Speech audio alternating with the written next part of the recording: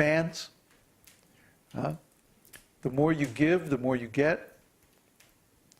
Krishna has a special soft spot in his heart for those devotees who like to explain his philosophy to the other devotees. He says that never would there be a devotee as dear to me as him.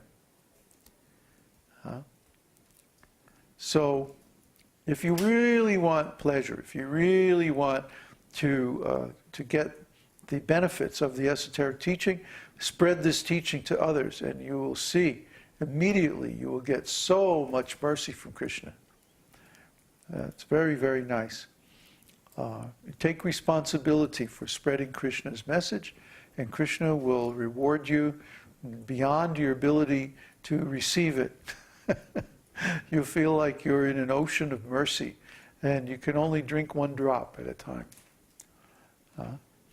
So our ability to even absorb Krishna's reciprocation is limited, but his mercy isn't limited.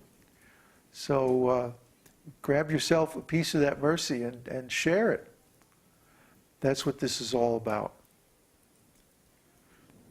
So, how are we doing? Do we have any questions? No questions? 1 hour, 10 minutes. I can't believe it. No questions. No questions? Huh? We're finished. I'm finished talking about this. There's still more Anarthas to cover, and we'll cover those in later sessions.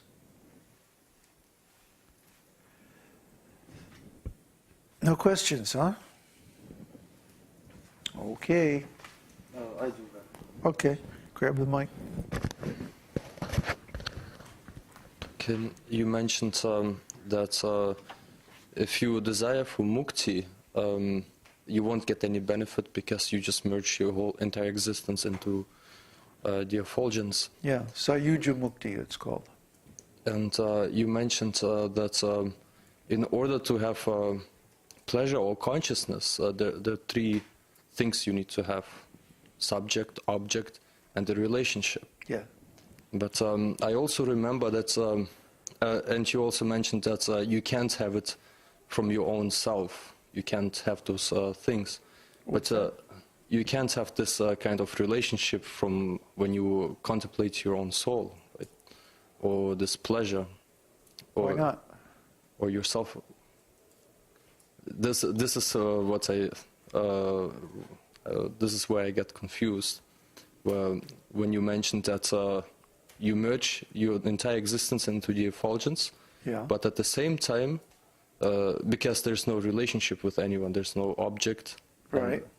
But at the same time, if you contemplate your own self. At the same time? You mean at the time of liberation? No, I mean, when you contemplate yourself, you receive pleasure from it. The soul when itself. When you contemplate your consciousness. Your consciousness, yeah, yes. Your soul. You receive pleasure from that. Yeah, right. So does that mean you actually have to go deeper than the effulgence before you can actually... Deeper? There are different stages of liberation or realizations, right? The Brahman... You mean beyond Brahman realization? Beyond no, that is Brahman realization. When you contemplate yourself, when you realize yourself as Brahman, as pure consciousness, that is Brahman realization. Mm-hmm. Now... But in that state, one is both the subject and the object, so you and can has a relationship with oneself. Okay. The duality, or actually the Trinity, is still there. Okay. That's where I was confused, so yeah. I thought in it was... mukti, those distinctions or the relationship is erased. Mm-hmm. If everything is one. Oh, okay, so it's really up to the desire of the individual soul. Yeah, of course. Okay. As always. As always. Desire and intention are what determine the result of everything that we do. You know, so we can do the same thing, but with a different intention, and it gives a different result. Depends on what we want. Content and context. Content and context. The meaning of any particular content is always determined by the context that we hold it in.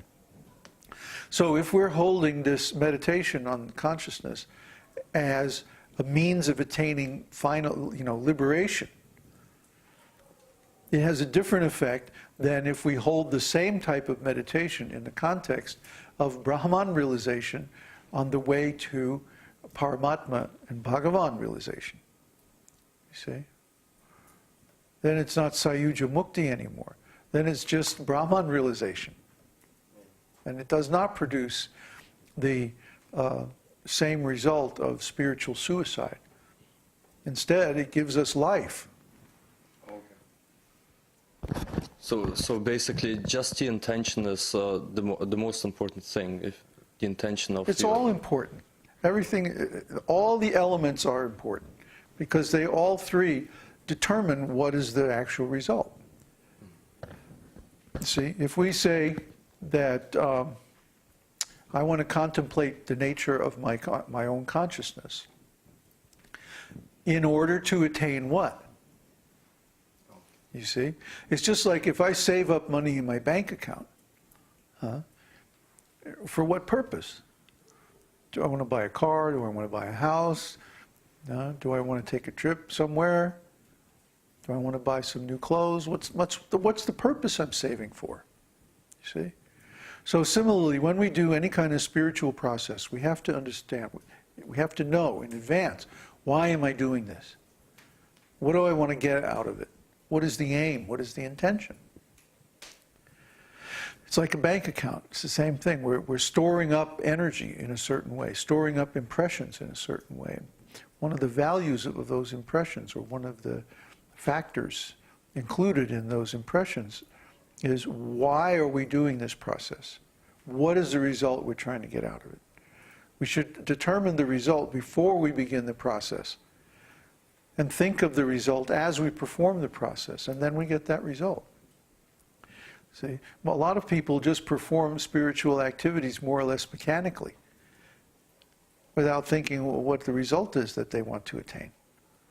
And then they don't get any result and they wonder why. Yeah, they can't go beyond their minds. It's like they're just you can't go beyond these three factors.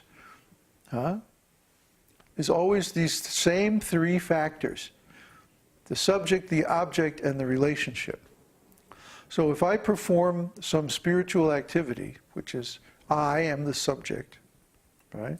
The activity is the object, and the relationship is the purpose for which I do that process. I'm chanting my mantra. Why? Because I want to attain pure devotional service. You can chant the same mantra with the intention to attain Brahman realization. And that's what you get. Remember, the mantra, especially the name of God, is like a desire tree. Whatever you wish for is what you get. So you have to know before you start what is the optimum object, what is the ultimate attainment that you can get from that. And while chanting, we should also contemplate on this. Yes, of course. Yeah. More questions? No. Okay. Go ahead.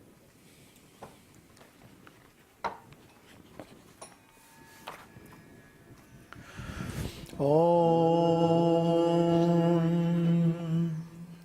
Śrī Viṣṇusahasranāma uvacha Śrutva dharmana sheshena pavanani cha sarvashaha Yudhishthira shantanavam punareva bhyabhashata Yudhishthira uvacha Kimekam daivatam loke king vapyekam parayanam stuvanta caṅkhamarchanta prapnuyurmanavasubham ko dharma sarvadharmanam bhavata paramo mataha king japan muchyate jantur janma sansara bandhanat.